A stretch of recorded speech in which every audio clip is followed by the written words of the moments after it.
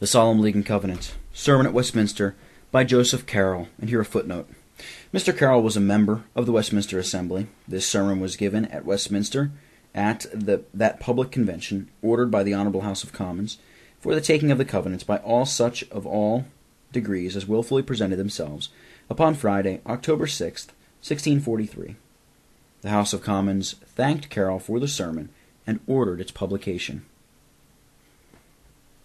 Quote, "And because of all this, we make a sure covenant and write it, and our princes, Levites, and priests seal unto it." Unquote.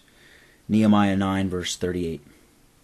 The general subject of this verse is the special business of this day, a solemn engagement to the Lord and among ourselves in a sure covenant, wherein we may consider these 5 things. First, the nature of a covenant from the whole. Secondly, the grounds of a covenant from those words, quote, "because of all this," unquote. Thirdly, the property of a covenant in that epithet, sure, quote, "we make a sure covenant," unquote. Fourthly, the parties entering into and engaging themselves in a covenant, expressed by their several degrees and functions, princes, Levites, priests, and were these all? All whom this verse specifies, and now to bring in all the rest? Where the governors and the teachers go before in an holy example, what honest heart will not follow?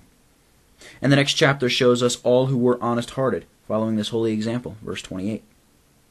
Quote, "And the rest of the people, the priests, the Levites, the porters, the singers, the Nethinims, and all they that had separated themselves from the people of the lands, unto the law of God, their wives, their sons, and their daughters, every one having knowledge and having understanding, they clave unto their brethren, their nobles, and entered into," unquote, etc. Fifthly, the outward acts by which they testified their inward sincere consent and engaged themselves to continue faithful in that covenant. First, writing it. Second, sealing to it. Third, in the 10th chapter, verse 29, quote, "they entered into a curse," unquote. Fourth, quote, "into an oath to walk in God's law, which was given by Moses, the servant of God, and to observe to do all the commandments of the Lord their God, with the statutes and judgments, and that they would not give their daughters to the people of the land," unquote, etc., with divers many articles of that covenant tending both to their ecclesiastical and civil reformation. I begin with the first point, the nature of a covenant, concerning which we may receive some light from the notation of the original words. Number 1, for a covenant. Number 2, for the making of a covenant. The Hebrew berith, a covenant, comes from bara, which signifieth 2 things.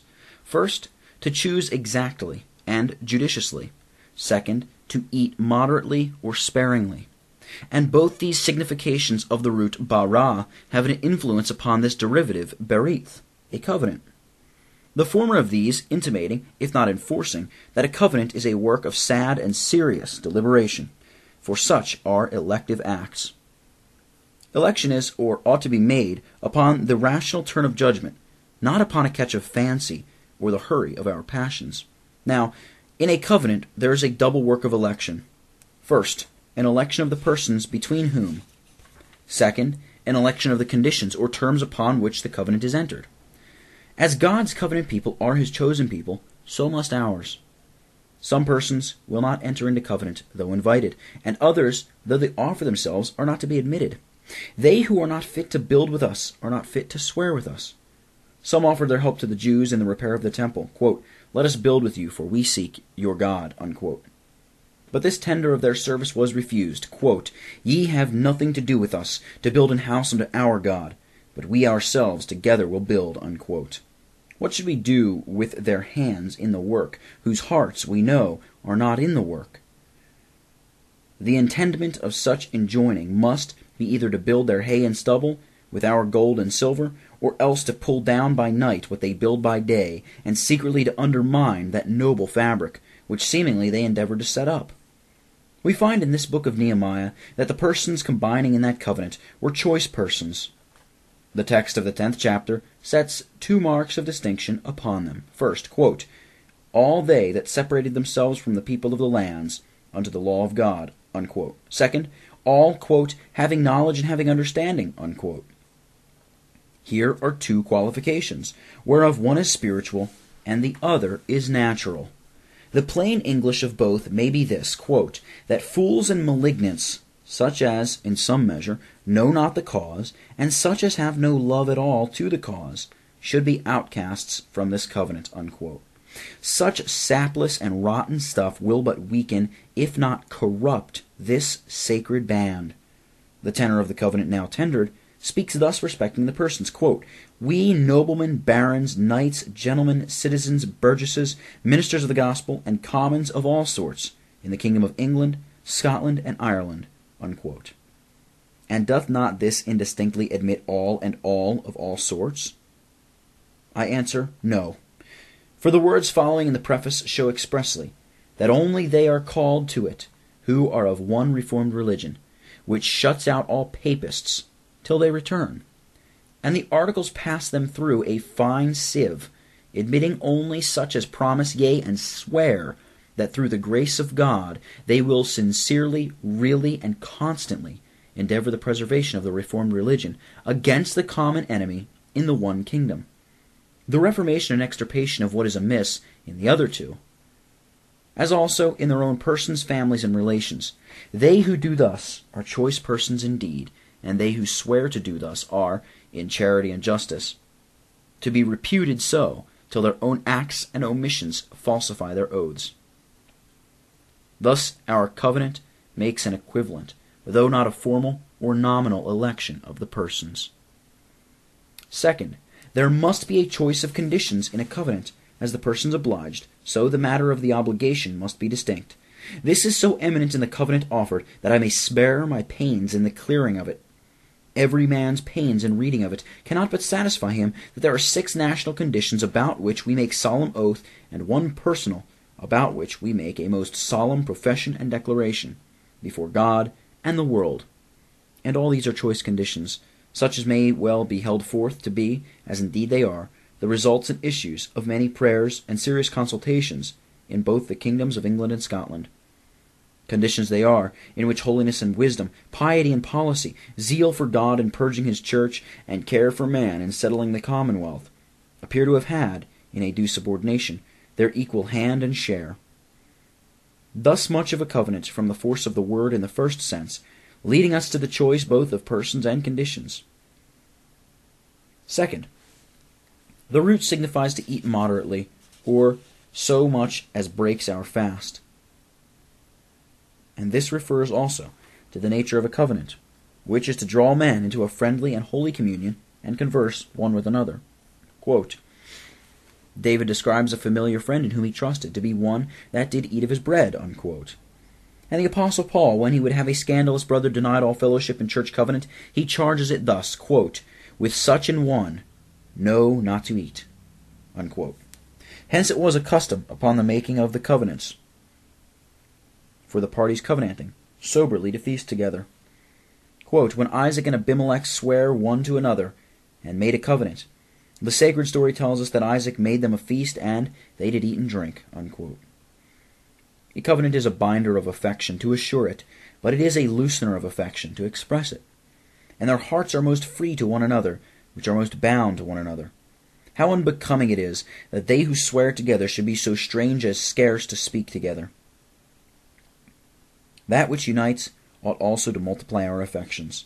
Further, the word hints so to converse together as not to sin together, for it signifies moderation in eating, as it would teach us that at a covenant feast, or when covenanters feast, they should have more grace than meat at their tables.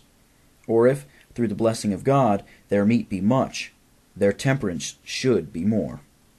The covenant yields us much business and calls to action. Excess soils our gifts and damps our spirits, fitting us for sleep, not for work. And, in and by this covenant, we, who were almost carried into spiritual and corporal slavery, are called to strive for the mastery. Let us, therefore, as this word and the apostles' rule instruct us, quote, be temperate in all things, unquote. Intemperate, excessive eaters will be but moderate workers, especially in covenant work. A little will satisfy their consciences, who are given up to satisfy their carnal appetites. And he who makes his belly his God will not make much of the glory of God. So much concerning the nature of a covenant. for the original word. For a covenant signifying both to choose and to eat, we may take in some further light to discover the things from the original word, which we translate, quote, make, unquote. Quote, let us make a covenant, unquote. That word signifies properly to cut, to strike, or to slay. The reason hereof is given, because at the making of solemn covenants, beasts were killed and divided asunder, and the covenant makers went between the parts. When God made that first grand covenant with Abraham, he said unto him, quote, take an heifer of 3 years old and a she-goat of 3 years old. And he took unto him all these, and divided them in the midst, and laid all the pieces one against another, unquote. Quote, behold a smoking furnace and a burning lamp, unquote, which latter was the token of God's presence for the deliverance of his people, passed between those pieces. In Jeremiah, we have the like ceremony in making a covenant, quote, they cut the calf in twain and passed between the parts thereof. Upon this usage, the phrase is grounded of cutting or striking a covenant, which ceremony had this signification in it, that when they passed between those divided parts of the slain beast, the action spake this curse or imprecation, quote, let him be cut asunder, let his members be divided, let him be made as this beast, who violates the oath of this covenant, unquote. From these observations about the words, we may be directed about the nature of the thing, and thence collect this description of a covenant. A covenant is a solemn compact or agreement between two chosen parties or more, whereby with mutual, free, and full consent they bind themselves upon select conditions tending to the glory of God and their common good. A covenant, strictly considered, is more than a promise, and less than an oath, unless an oath be joined with it, as was with that in the text, and is with this we have now before us. A covenant differs from a promise gradually, and in the formalities of it, not naturally or in the substance of it.